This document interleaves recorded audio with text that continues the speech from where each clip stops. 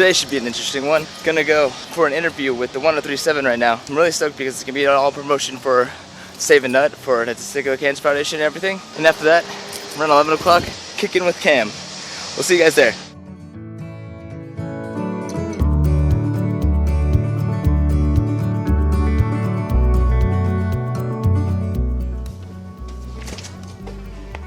What's up? Uh-oh, there he is. How's it going, Chris? Hey, Miggity Mark. Mark Borja in the studio with us right now. Now, Mark works here at Beasley Broadcast Media. And Mark, what exactly is your title here? I'm a videographer here at Beasley Media Group. Yeah, and you're a young guy. How old are you? 23 years old. 23. And this is what blew my mind. I had no idea about Mark. I'd known him for months and months and months. And y'all have heard my story over and over about the 2 cancer surgeries I went through. I'm an old man. I'm a cancer survivor, and things are going well. But at his young age, I didn't realize you had been through cancer, and you're a survivor too. Tell everybody how this all happened and what it is. I did, yeah. So like one day after work, I was just feeling really, really weird in like my male groin area. Yeah, I know. We're going to try to be as careful as possible with the words, so forgive us, but this is a subject that needs to be addressed. Okay, in your groin area, you just didn't feel right. Yeah, it just didn't feel right, and like it just had like a weird pain in there, and so like coming home from work, I was like saying this doesn't feel right, so like I had to like look down there and take a look, and my dad's a doctor, he's a pediatrician too, so I was planning on seeing my parents that day, so like they told me like, oh, we might not come up, but I'm like, actually, I kind of need you guys to come up here. I really need Dad to take a look at something. So he took a look at that, and I'm like, oh wow, that really doesn't look good. So we went to the hospital. We went to the hospital in Statesville to get an MRI there. We did an MRI there, and we had it checked out. And because like my dad works at the hospital there, so we were able to get there right away. Because like if we went to the hospital here in Charlotte, it would have taken like 2 hours to get that. So I was really concerned at this point. So we took a look at it and had the MRI, and then they said they saw like 2 things that definitely didn't look good. So they wanted to push for a radical orchiectomy that happened that next following Friday, because this was Tuesday. So. Wow, I mean that was quick. Now, and like I said, we're going to be as delicately as possible but dealing with this. But this is something, young men, this affects you.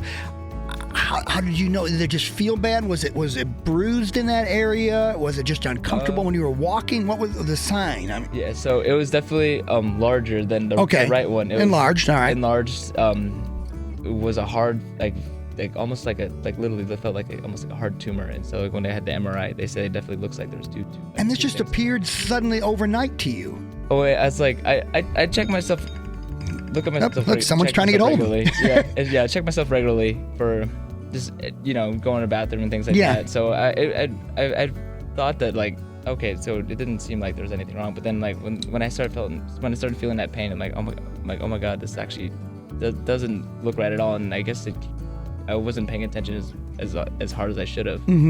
Because like usually when you see something like it was really big, so like usually you'd expect to see something like as easy as that, like quicker. But like, so guys, I mean, there's a sign right there for you. You're a young man, and this can obviously happen to older men too, but with testicular cancer, you have to be aware. Don't just think, oh, well, maybe I was working out at the gym, which probably happens to a lot of young guys. Maybe I just pulled a muscle, something like that.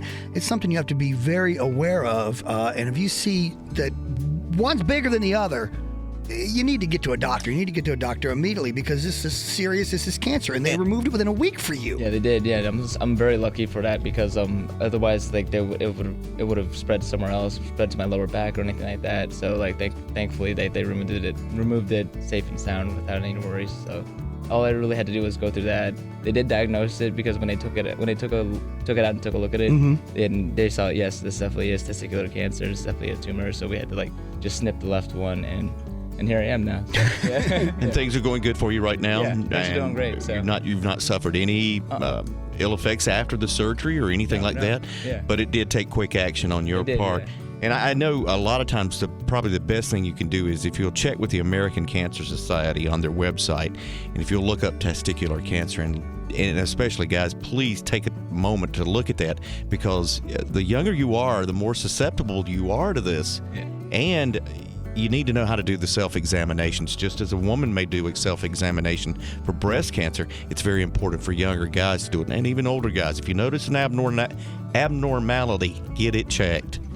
We're talking with Mark now, who works in the building here, a young man with testicular cancer. It's been taken care of. So how do they approach us now? Are you scanned every 6 months, a year, or is that how they do that? They still scan you? Mm-hmm. So yeah, so instead of doing like radiation or chemo, thank the Lord that I didn't have to do that. So yeah, all I do is like monitoring. So it's like every 3 to 4 months. Every 3 months I do a checkup, and every 4 months I'll do an MRI scan or CAT scan. Actually. Yes. So like even next week I'll be getting my CAT scan. So to take a look at my results and things like that. Hopefully there's nothing there. And do they scan a good part of your body to make sure nothing has progressed or moved anywhere else in your body? Yeah, they'll just scan mainly the lower areas, like the lower abdomen area, and make sure that it doesn't spread in there. Because usually that's where it would start afterwards. Okay. And right now it's like an 85% chance that I'm still clear, so it's 15% chance that it could come back within the next 2 years, but that percentage just goes down lower. Now, how long has it been since you had it removed? October. Wow. Yeah. So you're still a newbie to this whole thing. Yeah. So it was a little hard like recovering and trying to figure out how to walk again and try to like even honestly build up my confidence, because I feel like that really did affect my confidence a lot, especially with down there. Those are your man parts. That's a personal area there, Mark. Yeah, it really is. Yeah. And I, obviously, being a young man like you, it's going to have an effect, and not just the physical effect, the emotional effect of going through something like this. So, okay, you're all clear right now. Everything is fine. Do they tell you if that's going to affect your ability to have children in the future if you choose? Actually, there's no effects right now. It's like as far as right now, it's like I can still produce. Yeah, what you need for children. Okay. Of course, yes, yeah. So it's good. So hopefully it wouldn't spread anywhere else, because otherwise, if it did spread anywhere else, they would have to remove that, and then that would affect my chances of having kids in the future too. So, but me and my family did have like preparations just in case for that. So, it's a smart thing to do. Exactly. Smart thing to do. This is a story that you obviously you need to hear for yourself. If you're a young man, you really need to be paying attention. Share this with your friends too. You are very involved with this now since it hit you, and you kind of have your own little thing going, don't you, with a website and stuff. And we're gonna. How can we do this gently? Because there's a word in there I don't know if we can use. So I guess... Well, you can spell the 3-letter word out. Okay. If you go to... Is this on Facebook where you go? It's on Facebook and Instagram. And then everything goes to the Testicular Cancer Foundation. So. Okay. Yeah. You go to Save a NUT. Yes. Mm-hmm. All right. Save an NUT. And obviously, y'all kind of giggle when you hear that, but you know what? If it works, it works. That's what you do. You draw attention to it. What Mark was looking at is that let's break this down to just where somebody may go, well, say what, and really take a look at this and break it down to a common factor here of just everyday terms, from a marketing and branding standpoint to get people, to make them aware of what's going on. Yeah, I want to make sure it's like this is something that like people can become more comfortable to talk about, because like it is like the man's private parts, and a lot of times it is usually at the end of a funny joke or stuff like that. But I wanted to make it more lighthearted, make it more open for people to talk about, and even in like sometimes, because like cancer is a hard thing to talk about sometimes, so just putting it in a nice lighter tone, even though it's funny in a way. Like putting it in that tone helps more people talk about it too, and to be aware, it happens to young men at his age. And I know we're on the radio, but you take a look at him and you'd never guess. He's young, he's in great shape. You would think, oh, this kid can't have cancer, but it can happen. It's something that happens internally. So I'm glad you're doing well. Keep us updated, okay? Of course, yeah. Everybody go once again. SAVE. That's Save a NUT. You can get all the information, pass it along to your friends, and make sure and check yourself, so we don't want to have you go through the same stuff that Mark went through. Thank you, buddy. Of course. Thank you so much. Woo! Yes, that was great. That was great. Yeah. We worked around her pretty well. So, yes. Yeah. That's awesome. Yes, it still works properly.